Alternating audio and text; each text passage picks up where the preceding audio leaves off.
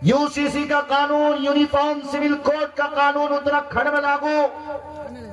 बिहार के सूबाई इलेक्शन में यह कानून लागू किया जाना है। भाजपा के मैनिफेस्टो में यह बात है, अगर 2025 का चुनाव भाजपा जीतता है, भाजपा की जीत हो जाती है, भाजपा इस राज्य में सबसे पहले यूसीसी को लागू करेगा, यानी यक्सा सिविल कोड को लागू करेगा।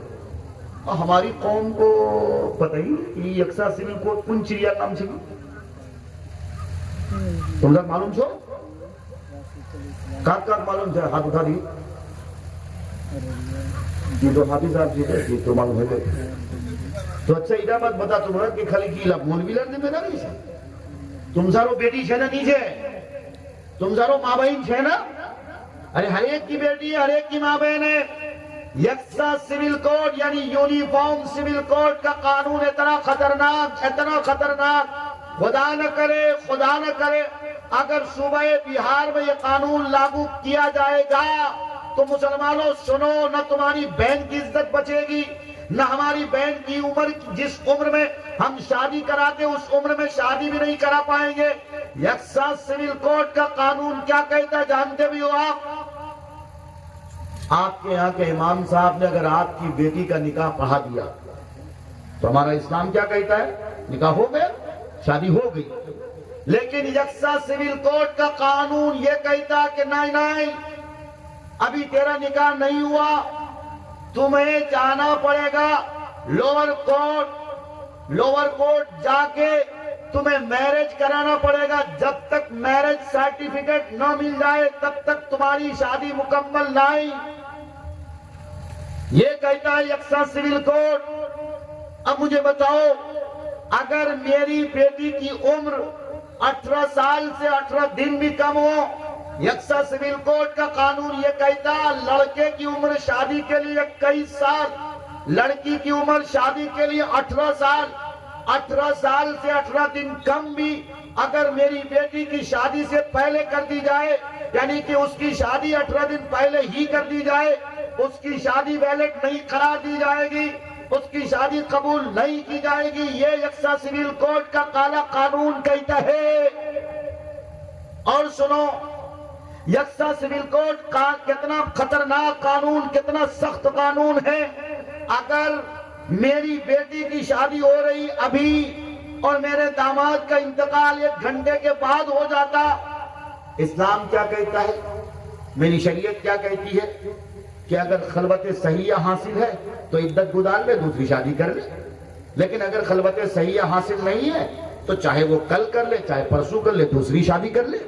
यही तो इस्लाम कहता है, यही तो हमारी शरीयत कहती है, यही तो हमारा कुरान कहता है। लेकिन यक्सा सिविल कोड का कानून ये कहता है जिस लड़की की शादी एक बार हो जावे, अब चाहे उसके 1 घंटे के बाद हो, चाहे 1 दिन के बाद हो, चाहे 4 दिन के बाद हो, जिस दिन भी उसका इंतकाल हो जाए अब दोबारा उसकी शादी नहीं हो सकती।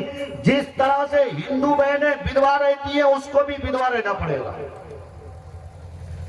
बताओ, मुसलमानों की शरीयत के खिलाफ यह कानून है कि नहीं है? मुसलमानों के कुरान के खिलाफ यह कानून है कि नहीं है? तो कब जागोगे मुसलमानों, मुझे बताओ? क्या सिर्फ मकई की खेत में पानी डालते रहोगे या आंखें खोलोगे भी? मैं ये नहीं कहता कि मकई की खेत में मेहनत न करो, लेकिन आंखें खोलो। दुनिया कहां जा रही, हम कहां जा रहे हैं?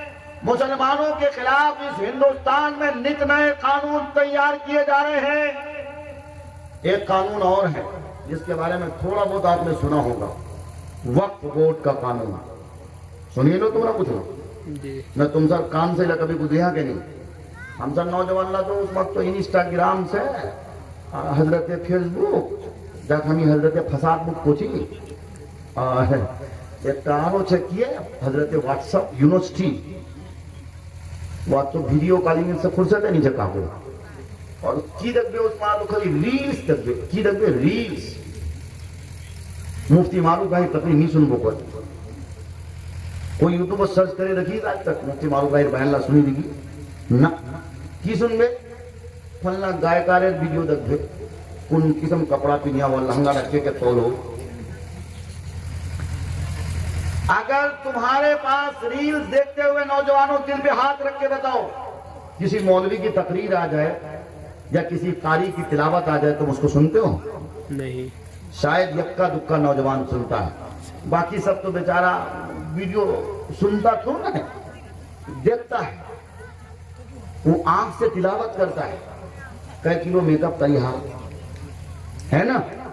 मेरे भाइयों, मेरे बुजुर्गों, कहने का मकसद ये कि हालात के तेवर ये बताते हैं कि तुमने अगर अपनी बेहयाई से तौबा नहीं करी, अपनी बदतमीजी से अगर तुमने तौबा नहीं करी, तो खुदा की कसम खा के कहता हूं, जिस तरह से मादी करीब में समरकंद व बुखारा का हाल हुआ था कि समरकंद व बुखारा में उलमा की लाशें बिछाई गई, जहां मुसलमानों को देखा जाता मार दिया जाता, उनकी लाशों पे घोड़े दौड़ाए जाते, कुरान के नुस्खे को जला दिया जाता, जहां कहीं भी उर्दू का नुस्खा मिलता उर्दू के नुस्खे को जला दिया जाता।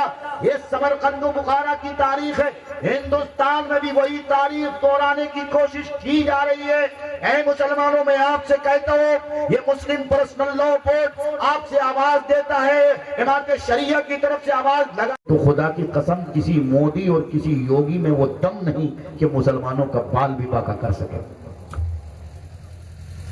जिस दिन हम पक्के सच्चे गुलाम बन जाएंगे, जिस दिन हम आप अलैहिस्सलातु वस्सलाम की शरीयत और सुन्नत के मुताबिक जिंदगी गुजारने वाले हो जाएंगे, किसी माए के लाल में दम ना आए कि मुसलमानों का बाल बाका भी कर सके,